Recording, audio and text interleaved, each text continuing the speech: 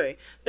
Okay. So if you guys have had some sort of epiphany about something, or something that's some new idea, some new concept that's come into play in your life, and that's kind of drawn like this kind of made things a lot harder for situations to move forward. I think it makes you even take a step or make you feel trapped because there's no not not that there's nothing there to kind of go off of, but like it kind of taught. I feel like you guys are overthinking the situation. One, because of this concept, right? But I think at the same time there may be, this feeling of not being able to do anything because your mind ain't right, because you're not in the right position or in a position where you want to be. You're feeling stuck, in your own thoughts here, which also in turn affects your movement. Period. So what new concept has made you question your thoughts or question your movements or question your actions? Because I feel like with the Eight of Swords, you just not, there's a lot of thoughts going on, but at the same time, I feel like they also can be questions, like things that question yourself that make you fill up with doubt because you don't necessarily have a lot of answers to those questions. All right. So, what's gotten you stuck? What's made you feel stuck, fam? Because that's the biggest thing. The Eight of Cups. The Eight of Swords. Feeling stuck. Now, we're going to start off with this person on this side here. Feel free to pick the side that resonates with y'all the most. But I kind of get this feeling that this person here, the High Priestess, they already know something about the connection, or about the relationship, about themselves, and it hasn't necessarily gone away for them. Like the reason why I say gone away is because we have the Wheel of Fortune here, and then we have the Knight of Cups. So whatever this relationship is, this is something that's either had an effect in the past with, or they've gone through this situation before.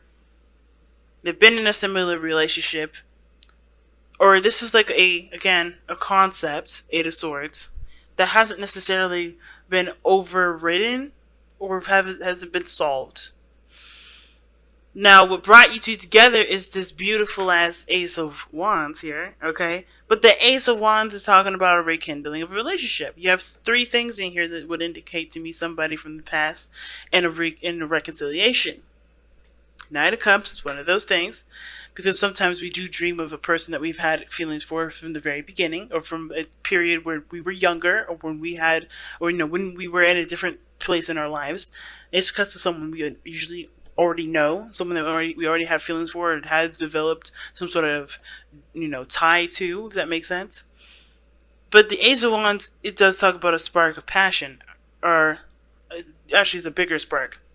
Pages are more sparks. The Ace of Wands is like reigniting a flame of fiery passion with a wand that's already experienced that fiery passion before, that's already knows that it can handle that fire because it's gone through the fire flames or whatever you want to call it before.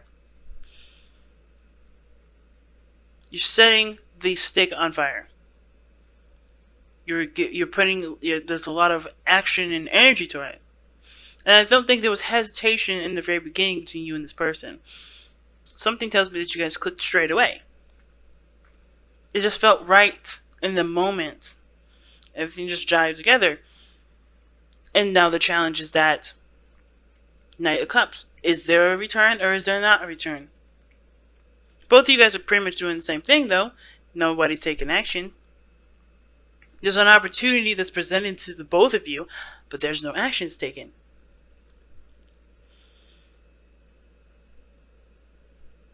I kind of believe that some of you guys may have already tried. Some of you guys may not have, because you're, maybe it's just there's no clear action to take. Nothing that really, that makes a lot of sense to you. So therefore, you haven't taken that step yet because you're not quite sure if whatever you thought of, whatever your, plan was, it may not, work out. But I kind of get this feeling that from this person's perspective, they know everything that they need to know about themselves. They're already in a standpoint of, well, I'm not going to take action any further. I'm going to just allow things to come in. I'm just going to be open. I'm not going to resist. I'm not going to push forward. I'm going to just be. And this opportunity is right there. They are the opportunity. I think they present themselves as a second chance, second time around. I think the biggest thing is too is that this person is no longer resisting love or resisting things to come in. They're open to it, which is why they're presenting themselves as a second chance. You have an opportunity to go back to this person. It looks like, if this isn't you, this is an opportunity for this person to return, or for you to return to this person, because I think they have opened the door and accepted what they don't know, if that makes sense, or accepted what is and what will be, and no longer try to force situations to happen, no longer trying to make things happen. They are aware of their insecurities, they're aware of their anxieties, they're aware of things that don't make sense. I think they've been through a seriously intensive emotional journey that's gotten them to the point where they can be at peace with not taking action at this moment. Because what brought you two together was all that action that was taken. Alright? Everyone was ready to go ahead and just be like, I like you, let's make some work. Or let's just initiate. Like, initiation was never a problem. It's the lack of initiation that I think this person's had an issue with. And now this opportunity's come in, and they're not taking any steps. Because I think they know that, hey, every time I push, it goes further away. I have to just be. Now, this other person here struggling with the relationship. The person sees the Five of Pentacles as, or has that Five of Pentacles as what they think of the relationship, and it's a struggle. It's a struggle. They may not feel like they have enough, or they may not feel like there's enough for them to do anything. But I think at this point as well, this is like realizing, hey, I'm never going to have enough. Let me just realize this now so I can do what I want to do anyway, despite not having enough. Because I feel like the situation with this person here being the Five of Pentacles is not that they lack in certain things. Not just that they lack in certain things to make the relationship stable, but that they're never going to have enough, or they're never going to really feel like they have enough to truly fill up to the standards that they believe that they should be with the person that they want to be in this relationship with. Because the Knight of Cups is the challenge. And the Knight of Cups, to me, can indicate somebody that is younger or does have an age difference, or can indicate that this person has something to offer, but it's still not king-worthy. It's still not completely 100% royal approval, if that makes sense. This person has someone up on a pedestal just by the way that they have the Ace of Cups here and the Eight of Swords. And so much emphasis on the other person. Like, the person does not feel like they're adequate, or this person doesn't feel like there's enough adequate things to make the relationship stable. There's too much to struggle. However, I think the reason why this person is not making the movement or taking any steps forward is because they also realize that there is no such thing as having everything that you need to start something, right? Like, ultimately, when an opportunity presents itself, either you take it or you blow it. And I think this person has blown it before, feeling like they didn't have it, and they felt more lack than they've ever felt before in their life. I'm not trying to put words in this person's mouth, but that's what I kind of feel like. They've lacked more because they let an opportunity slide. They were struggling with the fact, not only did they not have enough, but the opportunity, they didn't feel the opportunity was good enough because they weren't good enough. And the reason why I'm even taking all this stuff like to this point is because it's a cuss talk about new ways of believing, new ways of feeling. Spiritual growth. This person is growing. I think this person realizes that they're always going to struggle if they always have the mindset of struggle. There's opportunities there's opportunities to work on things in this relationship, and I think this person is very much aware of that because they have somebody that they can work with, someone that can struggle with them, not in a bad way, but this person in a sense of like feeling good enough or whatever. This person knows this is a partner in crime. This is a partner that will go through anything with you, no matter what no matter what the circumstances are. That's what the chemistry is pointing at. This person is allowing, is knows what they want, and they're letting it come into their lives. They're ready for it to come in. But this person is aware of the chemistry that they had, and they know that no matter where what the circumstances were physically, they were the best duo possible for it, because they both put the action needed to make the situation be stable. If it wasn't stable, they're gonna make it stable. And that was the thing about this person. I feel like this is what they feel like they lack now. They don't have somebody that they can turn to and think, this person is going to help me make this stable. As knows that they're going to make the situation just as stable as I'm going to make it stable too. I think this is why they're open to the new opportunity that's coming up. They're opening themselves up emotionally to being vulnerable and okay with the fact that the other person's vulnerable. I think the hard thing was that they couldn't be the person that they believed that they should be, because they were already in a very vulnerable place. They didn't want to take someone up in a situation where they were vulnerable and they needed somebody to take care of them too, in that weird way. Or they felt like they were too vulnerable to be able to protect someone. But I think the thing is that both parties are very independent here.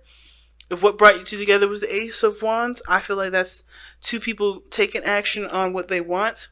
Both parties have that get up and go kind of energy. I don't think anybody had a problem with taking care of each other. It was just understanding what vulnerability really means, and allowing that side of yourself to just be okay with it. And the reason why this is all coming up is because of the sun here. The person sees the potential for happiness. The person understands what they need to do and what they need to give of themselves in order for there to be happiness. It can't just be one way or the other. And they know that now. But it's still hard for them to make that decision. Of course, I think there's a lot of things that were obviously ingrained in their ways of being that is going to require them to start from the very beginning and go up from there. So the Knight of Cups is the challenge, not because of the potential reconciliation, but to acknowledge what one feels and let that be the focus and let that be the forefront. Allowing the emotions to be a part of your life, not take over or be absent, but having a good balance with that. Interesting.